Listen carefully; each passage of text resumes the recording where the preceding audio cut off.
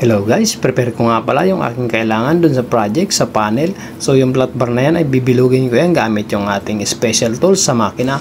Shoutout nga pala kay Idol BJ Llamas, and shoutout din nga pala kay Jonathan Elpa, and also shoutout din nga pala kay Hinuhales Nolan, and shoutout din nga pala kay GERS from Nabios Bulk. Shoutout sa iyo Idol. And also, shoutout din niya pala kay James Ronelo Doki. Shoutout sa iyo, Idol.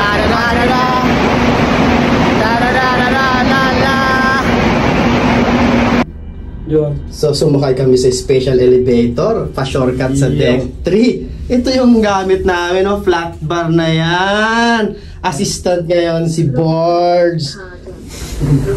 So, yung flat bar na yan ay bubutasan natin yan. And then, ibibend natin yung dulo niyan, guys. Para paglagyan niya ng bolt para sa clip niya. So, enjoy lang kayo sa panonood, guys. Every night I see forever in your eyes, paradise.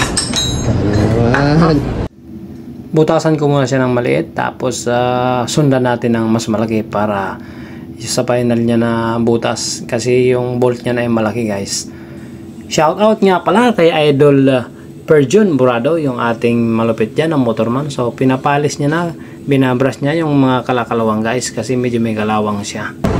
Yeah, I'll make it that. So yeah guys, ibilogin natin to, guys. Yan, gagawin nating ring para dun sa ating new project na clip para sa panel. So yan, as you can see, naforma na siya.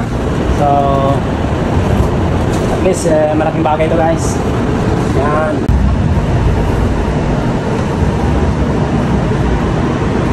So pag may time nga pala kayo, guys, sa inyong bahay o sa barko, gawa rin kayo nito kasi minsan gamit na gamit siya.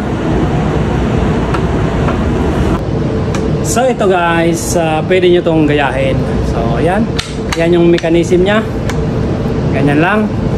And ito yung kanyang function.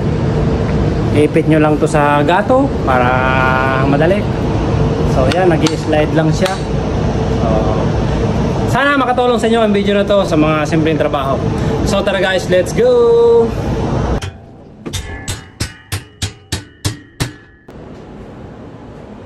So ayun na mga gamit namin, mga tropa. Bakbakan na naman this. Ito yung flat bar na binilog ng ating nag-iisang Peter on the board, Mr. Peace Vlog, kasama si Perjun. Pam pam pam.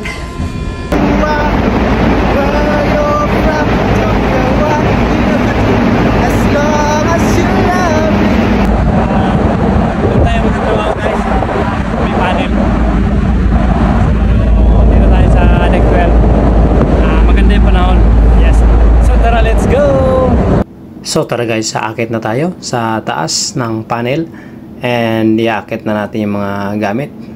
Yan, dito tayo dadaan sa hagdanan. So yan, ako muna ang mauna kasi ihilahin ko na lang yung mga tools natin gamit yung special tools na yan na may hook. So at least madali lang mag-akyat pag may ganyan tayong simpleng mga tools lang na effective. So ayun na nga, nasa tuktok na kami ng barko sa panel, tambucho ng barko, guys. Ito na siya, kasama ko si Peace Vlog. Yun, another day. Yeah. Guys, nga pala yung ating tatas na siya, papalitan natin ito ng bago kasi ano na siya, bagay weak na, malambot na dahil matagal na. Lalaparan natin siya. So yan, kakatingin ko na lahat yan, guys, gamit yung ating portable na grinder. Yan ang maganda dyan dahil may portable tayo. So hindi natin kailangan ng marami pang gamit na bitbit. Basta mayroon portable, malaking bagay. So yan yung puerto namin dito. Yan, medyo maganda ang panahon pero mahangin nga lang guys. So yan, nai-plaster na nga pala namin yung bagong flat bar na binend natin dun sa makina, yung gamit yung ating special tools. So kakatingin ko lang yan kasi medyo mahaba yan. So pinasobrahan ko lang ng konti para mayroon tayong pag-adjustan, or I mean mayroon pa tayong allowance. So mag-welding na tayo, guys. Ipa-full weld na natin yung mga dugtungan. So yan, yung bracket, full weld na rin natin yan para sureable na yan at secure na yan siya.